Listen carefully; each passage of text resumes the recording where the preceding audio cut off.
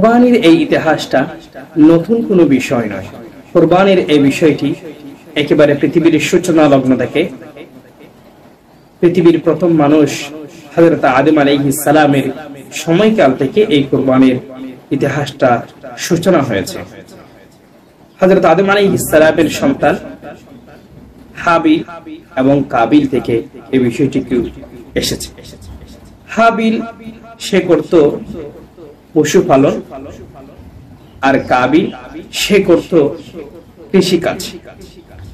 হাবিল এবং কাবিলের ভিতরে উভয়জনের বিয়ের মতবিরোধ সংগঠিত হয়েছে। ইতিহাসটা আপনারা সকলে জানেন যে হাবিলের সাথে তার যে বোন একই গর্ভে ছিল, তার নাম হচ্ছে লেওয়াজা। লেওয়াজা দেখতে সুন্দরী নয়, আর প্রকান্তরে কাবিলের সাথে গর্ভে যে তার বোন ছিল তার নাম হচ্ছে আকলিমা, সে হচ্ছে অত্যন্ত রূপসী। এখন তৎকালীন সময়ের শরীয়তের মাসআলা হচ্ছে, আল্লাহ তাআলার হুকুম হলো কাবিল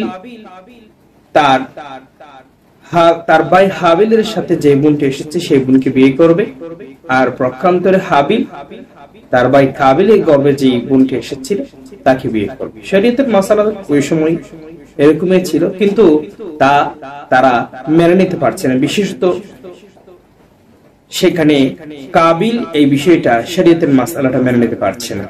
তখন তাদের ব্যাপারে হযরত আদম আলাইহিস সালামের কাছে যখন এই বিষয়টি গেল, আল্লাহ তাআলার হুকুমে তাদের উপরে কুরবানি দেওয়ার জন্য বিষয়টি এসেছে। এখন তারা হাবিল যেহেতু তার পশুপালন করে, পশুপালন থেকে মূলত সে কুরবানি দেওয়ার জন্য ইরাদা করেছে, আর পক্ষান্তরে কাবিল সে কৃষিকাজ করে, আর কৃষিকাজের এই ফসলগুলো থেকে সে কুরবানি দেওয়ার জন্য প্রস্তুতি নিয়েছে। আল্লাহ তাআলার হুকুমে সেদিন হাবিলের কুরবানিটা আল্লাহ তাআলা কবুল করেছেন। একটি অগ্নিস্ফুলিঙ্গ এসে তার কুরবানিটা বশীভূত করে ফেলেছে। স্পষ্ট সেখানে দেখা যাচ্ছে তার হাবিলের কুরবানিটা আল্লাহ তাআলার কাছে কবুল হয়েছে। এটা নতুন কোনো বানানো থিওরি বা গল্প নয়, এটা কোরআনুল কারীমের ভিতরে, কোরআনুল কারীমের আল্লাহ সুবহানাহু ওয়া তাআলা স্পষ্টভাবে ঘোষণা করে দিয়েছেন।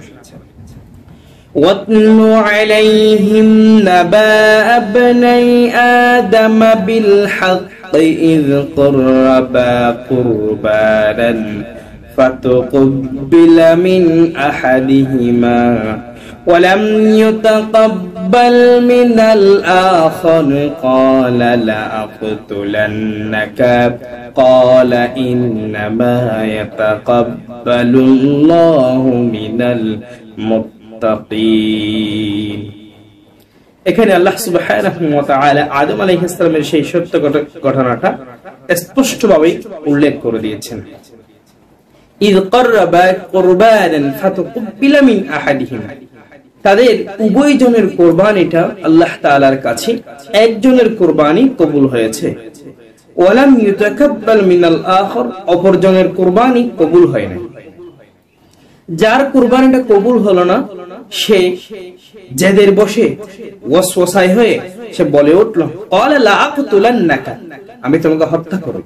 তার ভাইকে বলতেছে, সে যেহেতু হেরে গিয়েছে, দেখা যাচ্ছে তার জেদগুলো সেখানে কাজ করে না, তার কুরবানি কবুল হয় না। সে বলল, আমি ক্বালা লা আকতুলান্নাকা, আমি তোমাকে হত্যা করব। অপর ভাই সে হাবিল জানিয়ে দিচ্ছে, ভাই শুনো, তুমি জেদে বসে হয়ে আমাকে হত্যা করবা, শুনো। ক্বালা ইন্নামা ইয়াতাকাব্বালুল্লাহু মিনাল মুত্তাকিন, আমাকে হত্যা করো বা যাই করো না কেন, মূলত আল্লাহ তাআলা মুত্তাকিদের, আল্লাহ বিরোধীদের, একনিষ্ঠ কুরবানিকারীদের কুরবানগুলো কবুল করেন। সুতরাং মন থেকে কুরবানি দিতে হবে, এই মনের তাকওয়াবিদের কুরবানিটা কবুল করেন। তাহলে এখানে হাবিল যে কুরবানি করলো, তার সে তাকওয়া থেকে যার ভীতি থেকে আল্লাহর সন্তুষ্টির জন্য কোরবানিটা করেছে, এটা এখানে প্রদর্শিত হলো। সুতরাং আজকে যারা কোরবানি দিচ্ছেন, এই কোরবানিটা মূলত অন্তর